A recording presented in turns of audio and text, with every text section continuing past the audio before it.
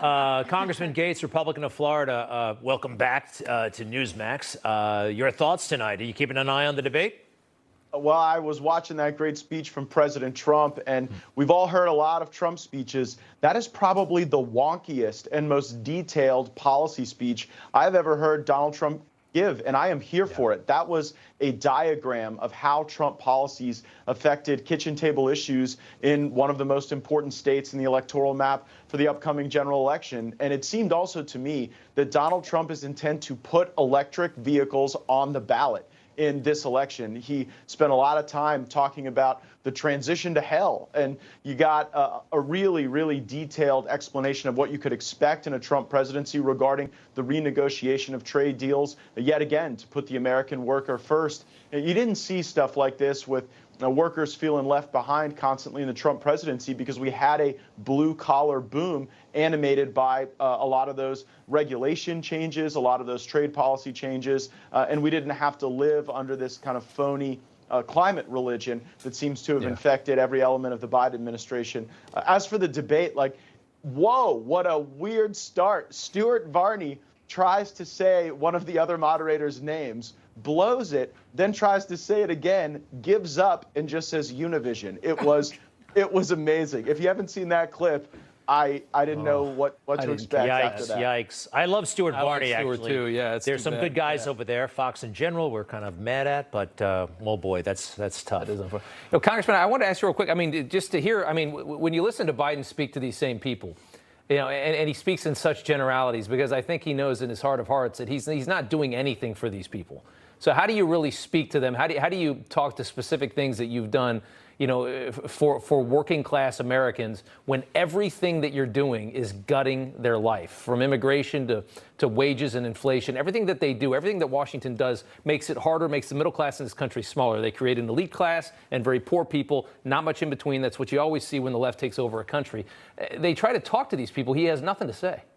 It's brilliantly stated, Rob. They got platitudes from Joe Biden. They got policies from Donald Trump. I mean, Donald Trump is up there walking through the specifics of changes in trade policy as a consequence of USMCA. He's calling out specific deals with specific nations that changed during his presidency. He used the example of saving money on Air Force One to show how he would get the best deal for the American worker. And there was an entertainment value, too, that is so naturally Trump, where he's up there sharing lighthearted moments about negotiations where common sense prevails as a consequence of his presence behind the Resolute desk. And it does really contrast with the technocratic, almost lecture series that seems to be going on in the junior varsity debate on that other channel.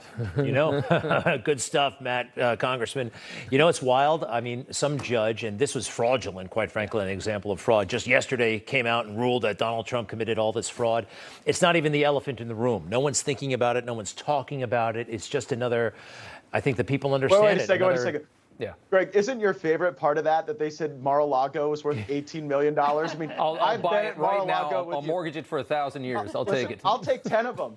I'll take 10 of them if it's $18 million. That is one of the most exquisite assets in the world. It's one of one. There's not another property on Palm Beach Island that goes from the Intercoastal Waterway to the ocean. The tennis court there would probably be what that judge assessed. So as a Florida man, I think it's pretty funny that you got New York judges trying to tell us what one of the really great, really diamonds of the Florida real estate market would be worth.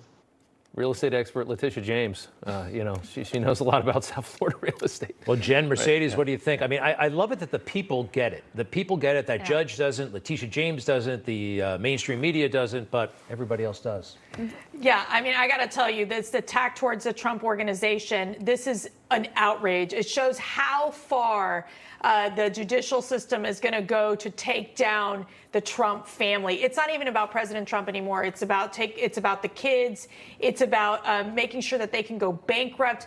This is what the Democrats and the leftists do. Their playbook is that of pushing these legal, pushing lawsuits against the family and trying to say, get them out of business. And I just think that this is where you know that it's gone way too far. And who could forget the video reel that we've seen Eric Trump post of Letitia James, and we're going to get him, we're going to get Donald Trump real good. And, we see that it's obviously purely political here. The American people say, you know what, yeah, Trump is the one in the way. They're after us. And they're fed up with it. I mean, Trump even said after the third indictment, one more indictment and I will have secured the nomination, I'll have secured the election. And I think he's right. And Congressman, if you're still there, the victim in this case, it was the funniest part. The victim are these major banks that loaned Trump tens of millions or hundreds of millions of dollars and made tens of millions of dollars in interest, never had any problem with it at all, never complained about it at all, made a fortune. They're the victims in this case because Trump said that his assets were worth more to be able to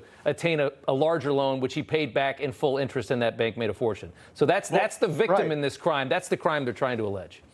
Yeah, the victims seem to do pretty well, but this is just hilarious to anyone who understands real estate development. Every asset class in the world, the developer believes it has the highest appreciation for it. But here you're literally talking about Donald Trump, who has some of the world's greatest assets, and they're trying to say that the businesses that made money in partnership with Donald Trump as a consequence of financing his deals somehow need the great protection of Tish James. And Jen is totally right. This is the living out of the Tish James revenge fantasy with Donald Trump. It's not actual law enforcement, and it is a dangerous thing in this country to see the fusion of criminal justice and politics in such a weaponized way. I think Congress should be doing more to assert our equities here, and it speaks directly to this fight that I'm in right now about government funding, because the continuing resolutions that Kevin McCarthy backs time and time again do nothing to actually constrain the Department of Justice, where they're egging on Fani Willis, where they're bootstrapping statutes together to try to construct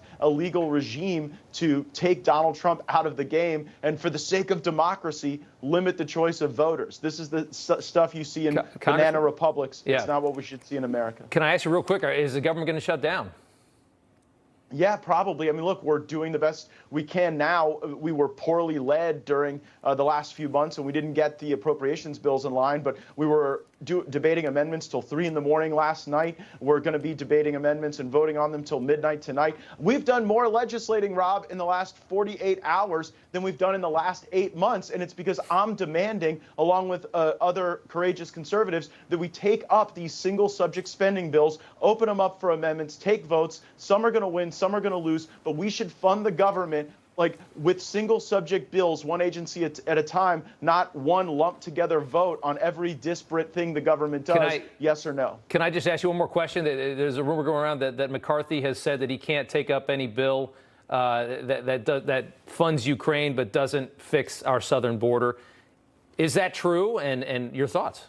You've been very critical. No, we're against the Mitch McConnell plan to just fund everything the way it's been funded for another 47 days, and then lump on top of that billions more for Ukraine, lump on top of that disaster relief, and lump on top of that something that they call border security, but indeed is just money to more rapidly process illegal aliens into the country. That's not something we're for. We'll be unified in opposition to that in the House Republican caucus.